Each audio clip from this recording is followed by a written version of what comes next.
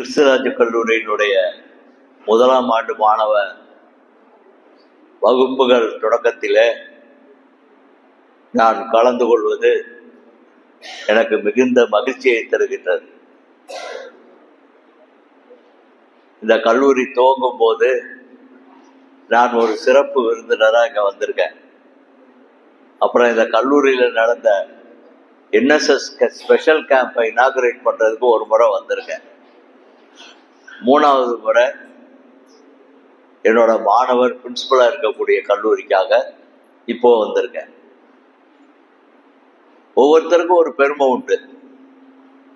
என்னோட பிள்ளை பெரிய ஐபிஎஸ் அதிகாரியாக திருச்சி மாவட்டத்தில் இருக்காங்க. என்னோட மருமக டெல்லியில் பெரிய ஐபிஎஸ் அதிகாரியாக டெல்லியில் இருக்காங்க. இன்னொரு பையன் அமெரிக்காவில் ஒரு பெரிய இன்ஜினியராக இருக்காரு. இவ்வளவு பெருமைகள் இருந்தாலும் நம்ம உருவாக்கின மாணவர்கள் இன்னைக்கு பல்வேறு பதவிகளில் நிறைந்திருக்கிறதை பார்க்கும்போது மிகுந்த மகிழ்ச்சியை அது தருகின்றது. என்னோட ஒரு மாணவர் திருச்சி மேயராக இருந்திருக்காரு. இன்னொரு மாணவர் மெம்பர் ஆஃப் பார்லிமெண்ட்டாக இருக்கார். ஒரு மாணவர் ஐஏஎஸ் அதிகாரியா சென்னையில் இருக்கார். திருச்சியில் இருக்கக்கூடிய தினமலர் பத்திரிகையே ஒரு மாணவர் அதுக்கு சொந்தக்காரராக இருக்கார். பல போலீஸ் அதிகாரிகளை உருவாக்கியிருக்கார். சர்வீஸ் கமிஷன் அப்பாயின்மெண்ட்ஸ் நிறைய உருவாக்கப்பட்டிருக்கு. அதெல்லாம் எப்படி உருவாக்க முடியும் அப்படின்னா, நம்ம உழைக்கிற உழைப்பு நமக்கு மட்டும் சேர்ந்தது இல்லை, அது எதிர்கால சமுதாயத்தினருக்கு போய் சேரணும். ஒரு விதை பல விதைகளை உருவாக்குகின்றது. ஒரு தீபம் பல தீபங்களை ஏற்ற உதவுகிறது. அது மாதிரி ஒரு பேராசிரியர் பல பேராசிரியர் மாணவர்களையும் உருவாக்க முடியும். அதனுடைய அடிப்படையில் தான் என்னோட மாணவர்கள் இன்னைக்கு பல நாடுகளில் பல மாநிலங்களில் பல அலுவலகங்களில் அதிகாரிகளாகவும் பேராசிரியர்களாகவும் இருக்காங்க. அப்படிப்பட்ட ஒரு மாணவர் பாலமுருகன், இந்த கல்லூரியுடைய முதல்வர், இந்த நிகழ்ச்சிக்கு கூப்பிட்ட உடனே உள்ள பொறுப்புகள்ல வர்ற அளவுக்கு இருந்தா கூட அவர் கூப்பிட்டதுனால கண்டிப்பா வந்தே ஆகணும். மிகப்பெரிய பல்கலைக்கழகங்கள்லையும் கல்லூரிகள்லையும் பேசுறதை விட மிக சின்ன சாதாரணமான ஏழை மாணவர்கள் நிறைந்திருக்கிற கல்லூரியில பேசுறது தான் உண்மையான கல்வி பணி அப்படிங்கிற அடிப்படையில் கிறிஸ்துராஜ் கல்லூரியில் இந்த நடக்கிற விழாவில் கலந்து கொள்வதிலே நான் மிகுந்த மகிழ்ச்சி அடைகின்றேன். இந்த விழாவில் கலந்து கொள்ளக்கூடிய கல்லூரி முதல்வர் பாலமுருகன் அவர்களுக்கு எனது முதற்கண் வாழ்த்துக்களை தெரிவித்துக் கொள்கின்றேன். மற்ற கல்லூரியினுடைய பேராசிரியர்கள் அனைவருக்கும் எனது வாழ்த்துக்களை தெரிவித்துக் கொள்கின்றேன். கல்லூரியினுடைய தாளாளர் புரொஃபசர் அருணாச்சலம் தலைவர், அவர் எனக்கு ரொம்ப நெருக்கமானவர். அவரோட துணைவியார் சீதா அம்மையார், அவங்களும் ரொம்ப நெருக்கமானவங்க. அவங்க வீட்டில் நடக்கிற ஃபங்க்ஷன்ஸ் எல்லாத்துக்கும் என்னை கூப்பிடுவாங்க, நானும் போவேன். ஆனால் நிறைய இடைவெளி எனக்கும் அவங்களுக்கும் இருந்தால் கூட இந்த நிகழ்ச்சி மூலமாக அவங்களுக்கு வாழ்த்து தெரிவித்ததில் நான் மிகுந்த மகிழ்ச்சி அடைகின்றேன். இதெல்லாம் விட இந்த நிகழ்ச்சிக்கு வந்திருக்கக்கூடிய காவல்துறை பத்திரிகை நண்பர்களுக்கும் எனது வணக்கத்தை தெரிவிக்க விரும்புகின்றேன். இந்த மாணவர்கள், புதிதாக சேர்ந்திருக்கக்கூடிய மாணவர்கள், உங்களுக்கு இந்த ஃபங்க்ஷனுடைய நோக்கம் எல்லாம் தெரியும். இன்னைக்கு ஒருத்தர் வர்றாங்க, அவர் காலேஜை பற்றி பேசுவார், படிப்பை பற்றி பேசுவார், ஒழுக்கம் பற்றி டிசிப்ளின் பற்றி பேசுவார். அதோட நம்ம இன்னைக்கு வீட்டுக்கு போயிடலாம் சாப்பிட சீக்கிரம் அப்படிங்கிறது இல்லாமல் நான் சொல்லக்கூடிய வார்த்தைகள் ஒவ்வொன்றும் உங்கள் மனசில் ஆழமாக பதியணுங்கிறதுக்காகத்தான் இவ்வளவு நேரம் செலவு பண்ணி நான் இந்த நிகழ்ச்சியில் நான் கலந்துக்கிறேன். பல மாணவர்களை உருவாக்கியிருக்கேன். எம்ஏ பட்டதாரிகள், எம்பிஏ பட்டதாரிகள், எம்ஃபில் பட்டதாரிகள், பிஹெச்டி ஸ்காலர்ஸ் எல்லாம் உருவாக்குனாலும் கிறிஸ்துராஜ் கல்லூரியில் நான் இன்னைக்கு பேசுகிற பேச்சு பல நல்ல மாணவர்களை எதிர்காலத்தில் உருவாக்கும் அப்படிங்கிற நம்பிக்கையோடு நான் உங்களோட பேசுறதுல ரொம்ப ஆர்வமாக இருக்கேன்.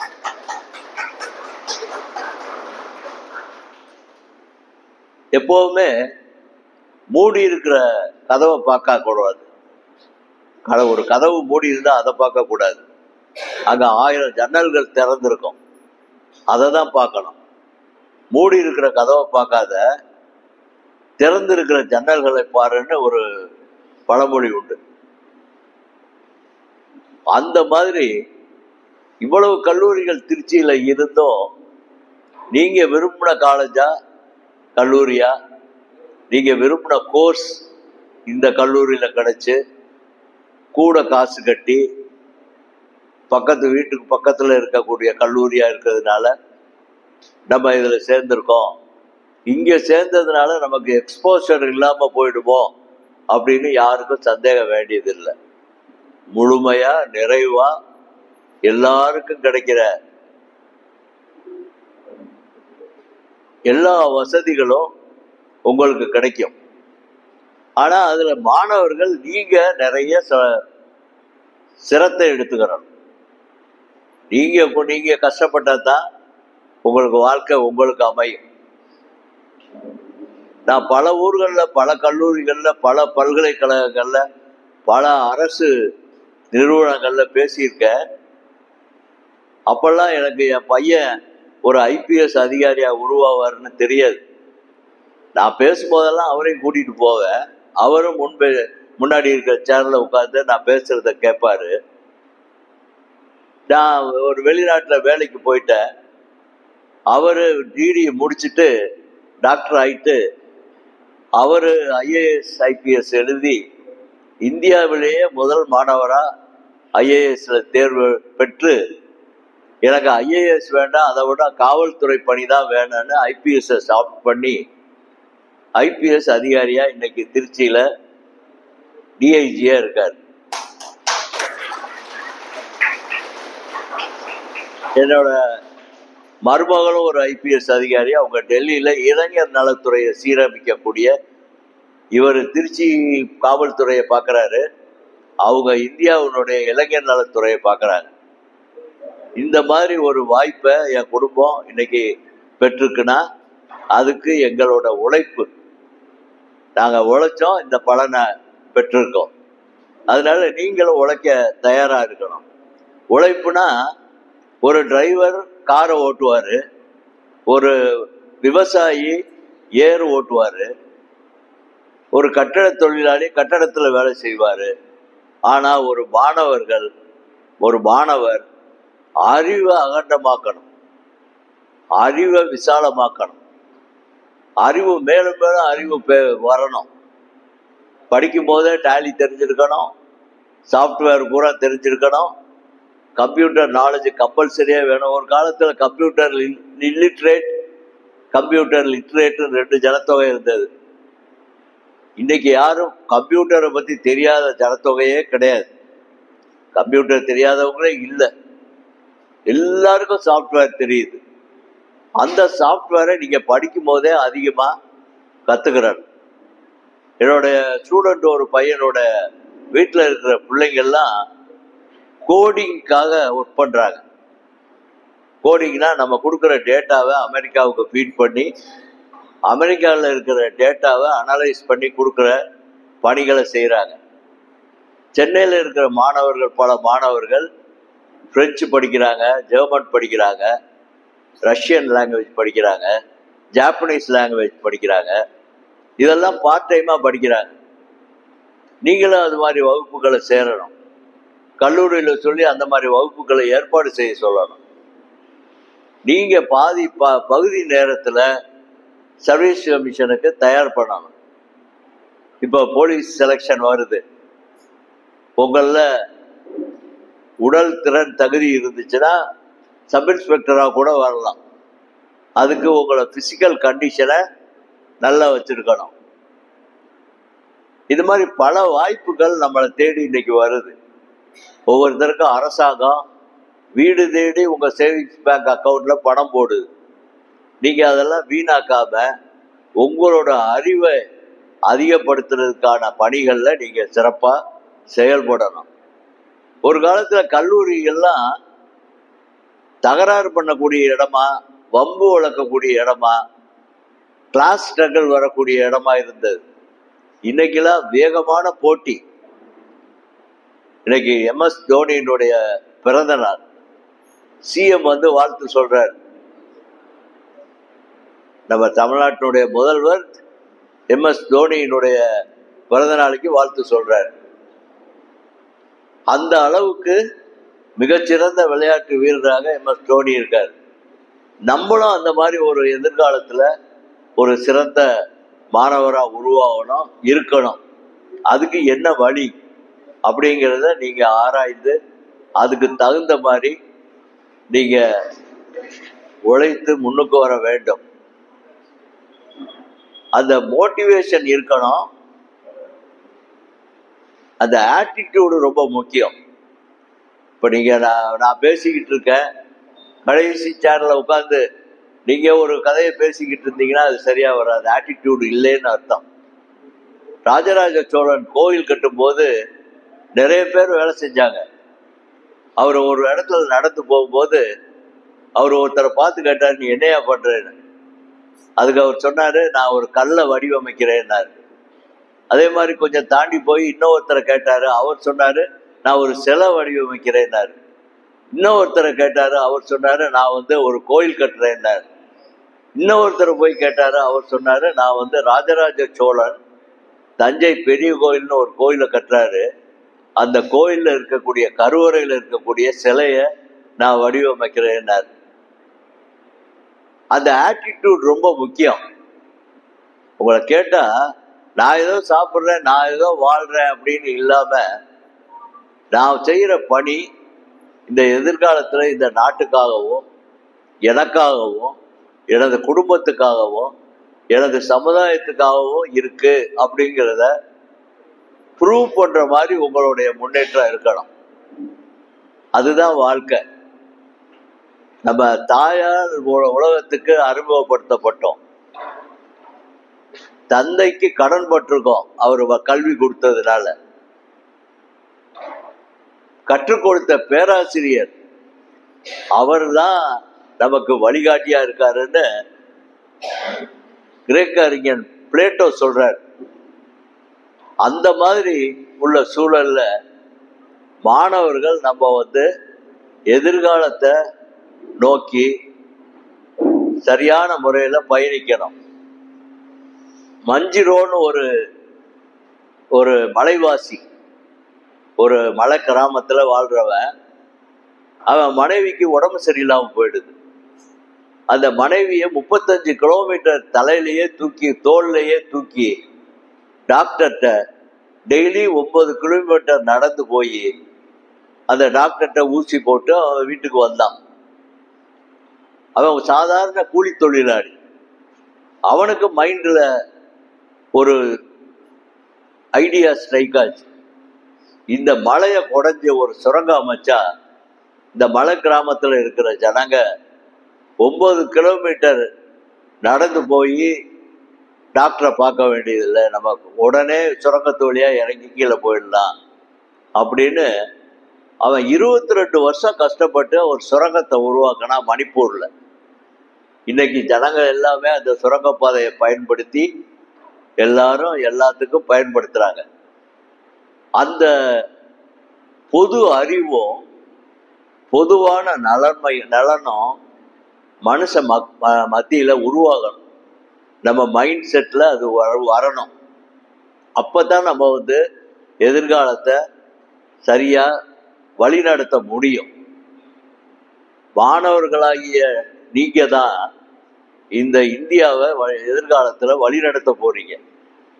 எங்களுக்கெல்லாம் வயசாயிடுச்சு, நான் சீக்கிரம் வெளியில போயிடுவேன். நீங்க இந்த வரக்கூடிய இந்தியாவை நிர்மாணிக்கக்கூடிய பணியில இருக்க போறீங்க. நீங்க என்ன வேணாலும் ஆகலாம், ஆனா ஒரு நல்ல தரமான நாடா, தரமான மக்களை உருவாக்கக்கூடிய நாடா, தரமான கல்வி நிறுவனங்களை நடத்துகிற நாடா நம்ம உருவாகணும். தமிழ்நாடு எல்லாத்துலேயுமே முன்னாடி நிற்கிது. சுகாதார வசதியாக இருக்கட்டும், மற்ற பொது நிகழ்ச்சியாக இருக்கட்டும், சோசியல் சர்வீஸாக இருக்கட்டும், விளையாட்டு போட்டிகளாக இருக்கட்டும், எல்லாத்துலேயுமே முன்னாடி நம்ம மாநிலம் வந்துட்டு இருக்கு. இந்த மாநிலத்தினுடைய வளர்ச்சி இன்னும் வேகமாக, இன்னும் அதிக மக்களை போய் சேரணுங்கிறதுக்காக அரசாங்கமும் அதிகாரிகளும் பாடுபடுறாங்க. கல்வியாளர்களும் அதை நோக்கி உழைக்கிறாங்க. ஒரு காலத்தில் படிக்கிறது ரொம்ப கஷ்டமாக இருந்துச்சு. நாங்கள் படிக்கும் போதெல்லாம் தெசாரஸ்னா என்னன்னே தெரியாது. தெசாரஸ்ங்கிறது ஒரு வார்த்தைக்கு ஈக்குவலாக என்ன வார்த்தைகள் இருக்குங்கிற கொடுக்குற ஒரு நூல் தெசாரஸ். எல்லாருக்கும் டிக்ஷனரி தெரியும், தெசாரஸ் தெரியாது. என்சைக்ளோபீடியாஸ் பார்த்ததே இல்லை ஒருத்தர் வாழ்க்கையில். என்சைக்ளோபீடியா பிரிட்டானிக்காவாக இருக்கட்டும், என்சைக்ளோபீடியா அமெரிக்கானாவாக இருக்கட்டும், என்சைக்ளோபீடியா சோசியல் சயின்ஸஸாக இருக்கட்டும், இதெல்லாம் நிறைய பேருக்கு தெரியவே தெரியாது. நம்மளாம் அதை ஒரு முறை பார்க்கணும், ஒரு முறை படிக்கணும்.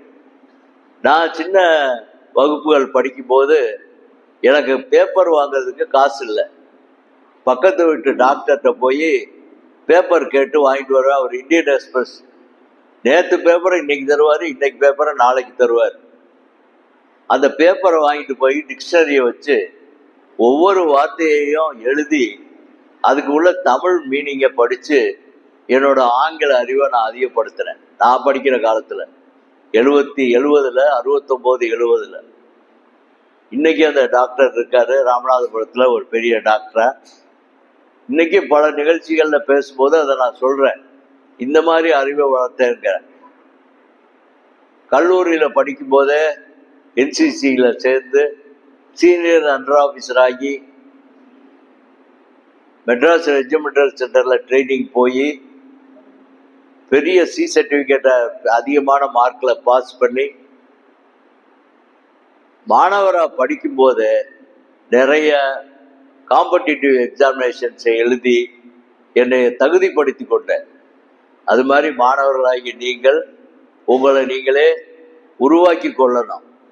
எல்லாமே கல்லூரி செய்யும், கல்லூரி பேராசிரியர்கள் செய்வாங்க அப்படின்னு நினைக்காம நல்ல டிசிப்ளினோட, நல்ல கட்டுப்பாட்டோட கல்லூரிக்கு உங்களால் பெருமை, கல்லூரி உங்களால் பெருமைப்படுகிறது அப்படிங்கிற எண்ணத்தை மனசில் வச்சு இன்னும் நிறைய சாதிக்கலாம். கல்லூரி வகுப்புகள்லாம் ரொம்ப இன்வால்வ்டாக இருக்கணும், டெடிக்கேட்டடாக இருக்கணும். நீங்களே வகுப்புகளில் பேராசிரியராக மாறுற சூழல் உருவாகும். அதுக்கு ஏற்ற மாதிரி உங்களை தகுதிப்படுத்தி கொள்ளுங்க. நீங்களே பாடுங்க, நீங்களே இசையமைங்க. நல்ல ஒரு அருமையான கல்லூரி உங்களுக்கு சந்தர்ப்பம் கொடுக்குது.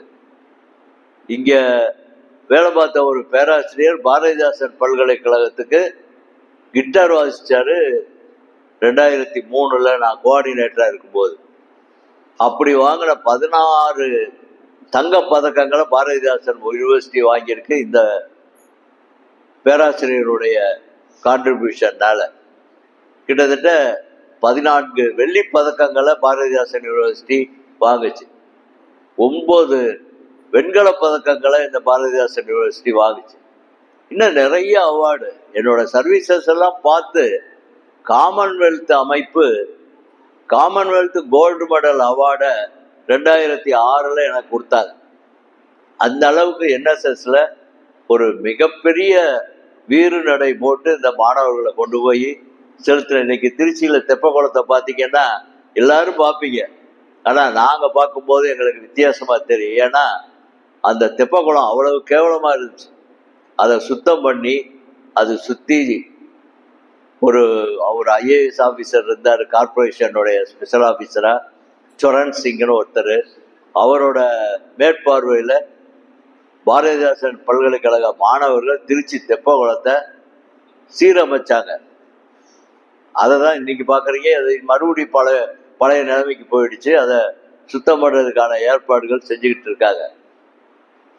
கும்பகோணம் மகாமகத்தில் நம்ம மாணவர்கள் தான் நிறைய சர்வீஸ் பண்ணாங்க.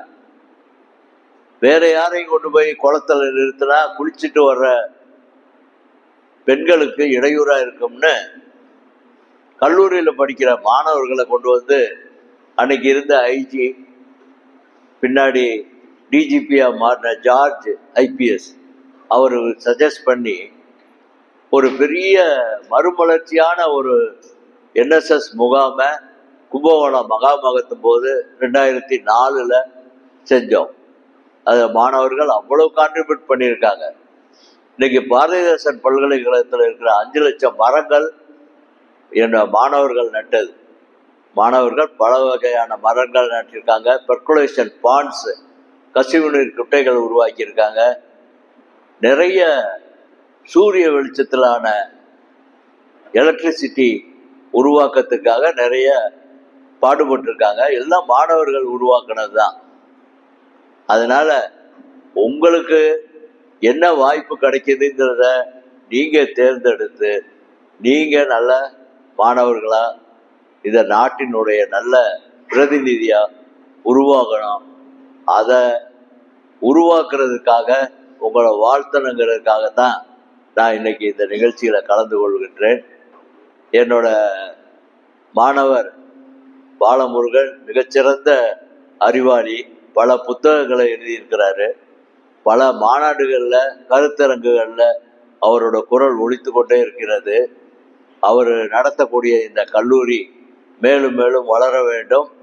மிகச்சிறந்த அகாடமிக் டிஸ்டிங்ஷன்ஸ், கல்வி சார்ந்த சூழலை ஏற்படுத்தி மாணவர்கள் மிகச்சிறந்த முறையில் வெற்றி பெற வேண்டும் என்று வாழ்த்தி இந்த அருமையான வாய்ப்பை எனக்கு அளித்த உங்கள் நன்றி, வணக்கம்.